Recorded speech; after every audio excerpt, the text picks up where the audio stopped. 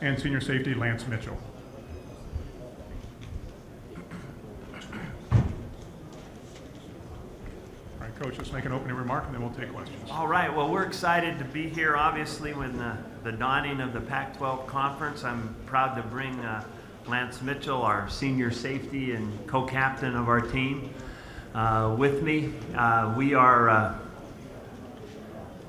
looking forward to the beginning of our training camp, fall camp, August 7th, starting practice August 8th, and you know, just a general summary about our team, and I've talked to our team about this for a long time. We're going to really have to grow a lot through fall camp and through our season. We had about 5 guys that had off-season surgeries, missed spring practice, and so as we get back into this thing, we're going to have to grow a lot and be ready to compete all the way down the stretch. Get better every day, the old-fashioned cliche that we use, and that's what we're going to have to be.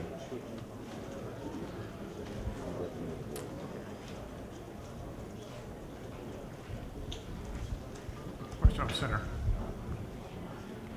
Coach Riley, quick question. With Oregon being the projected favorite in the Pac-12 North, what is it going to take for you guys to be and actually win the division yourself? Well, I think that one of the great things for all of you and for all the fans is that this is going to be a truly unique year with the divisions in our league, and how we'll have to. We're not going to play every team anymore, but we're going to compete within our division to get to that championship game.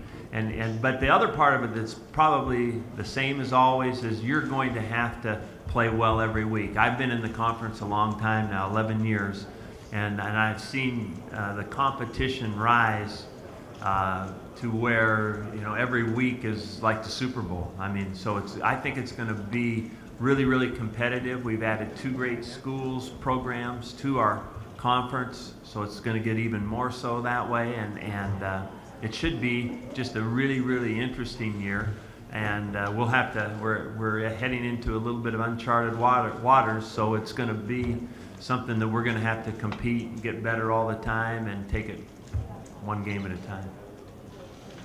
Down center. Hang on, John. Touchdowns.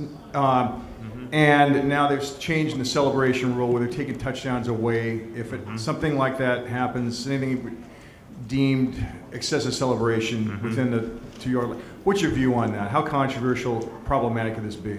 Well, I think since they passed the new rule about the celebrations, it's going to be something, whenever you see something like this new come up, it's going to be an emphasis for the officials early. So it's going to have to be something that is continuing to be a part of the education of playing our game and what the rules are. And whether or not you agree with the rules, this is what it is.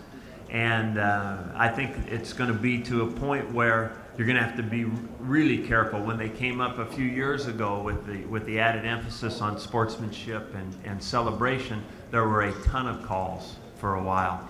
And so I think that part of our world now has to pay a lot of attention to this new rule that's been added. Back right. Hey, Mike, Ted Miller, ESPN.com. You mentioned the injuries. Can you kind of go through the list, starting with James Rogers? Well, James, the one thing that you can never do with James is count him out. He had 2 major knee surgeries. He is running. He has always been deemed ahead of schedule. But I'm gonna really play this conservatively. I'm gonna see where he is. He's got a major doctor's appointment, kind of a last checkup before camp coming up. We'll see what they say when he comes home from that, and then we'll go into fall camp and see where he is. Ted, I don't, you can't count him out, but I'm not going to force him in at this time. We'll see where he is. Obviously, a major impact for us. So. It's going to be a big question mark going in, but I don't think we're going to have that answer until we get into camp. Far back right. Coach Aaron Fentress with the Oregonian. How has the investigation involving Oregon impacted how you guys view recruiting and recruiting services? Well, anytime anything goes on in our world, you know, as we find out about it, hear about it, you know, it just becomes another source of education for us. You know, there's always new stuff, a ton of stuff out there that you know, can hit directly at home as far as learning about our world and how we have to handle our world. So I think the main thing, as has happened in different places in the country, it just becomes, for us, more education on how to handle our business. Back left.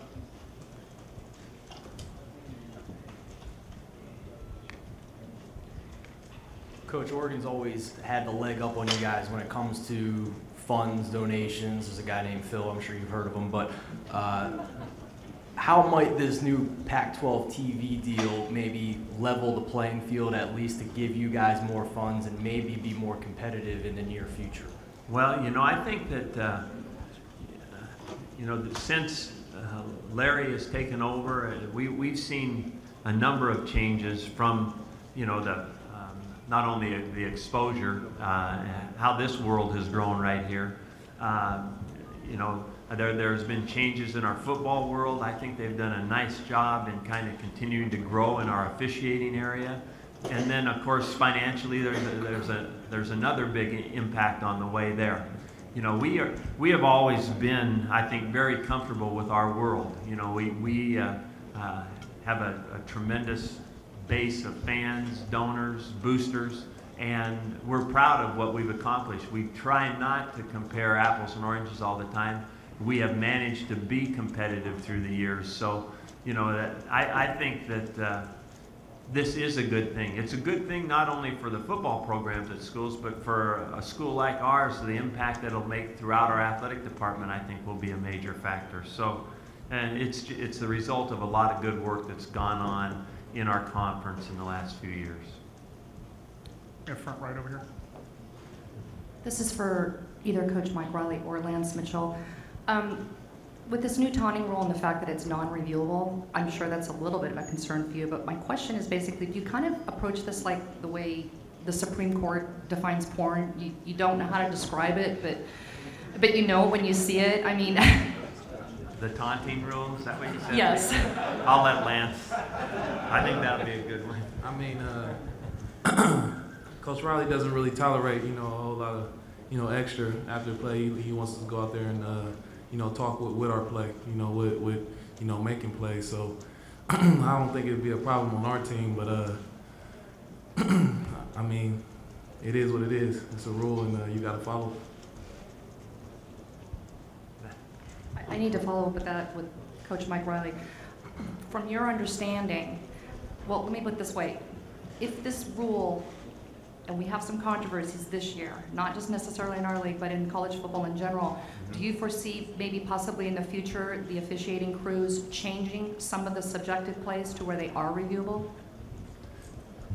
I don't know where review is going to go in the future, but I think that the more that you could look at that and gain some insight as to how it could help our game, because I think that if you go back to whether you were a fan of replay or not, I think that you know, the one thing, the common denominator has been, you know, does it change the game, and can we make it right?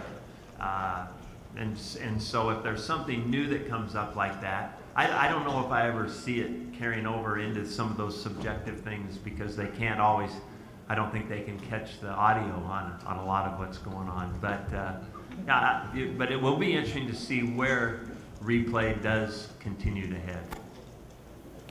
Back left, back row. This question's for Lance. I'd like you to talk about the defense, what you expect the defense to be like, how would you characterize them, and how good are you going to be defensively? In past years, you know, we've had, you know, really solid defense, and I think last year we kind of fell off, and we definitely want to get back to that status. You know, shutting out teams we got a lot of young guys that's coming in that played last year. You know, people like Jordan Poyer, Michael Doctor, you know, that played a lot, and that's going to make a big difference, you know, with the experiences that they gained last year. So I think this upcoming season is going to be a good one for our defense. We'll stay in the back for another question. Coach, how much of an opportunity is there for Storm Woods and Malcolm Agnew to maybe get some significant playing time early?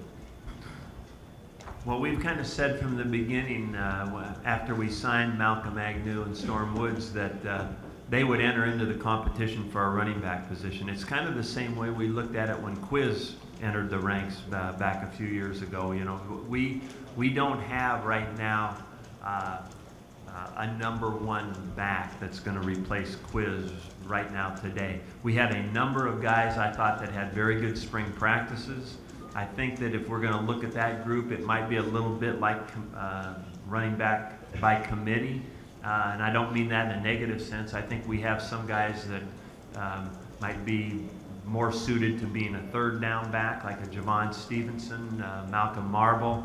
And then we have some 1st and 10 type backs like Ryan McCants, Jordan Jenkins, or we might have a guy emerge through fall camp. But I think it's important for us to let these guys play as we get going, and then we'll determine that kind of as it goes, and as we add Malcolm and Storm to the mix and see where they might fit in and be able to help us right away.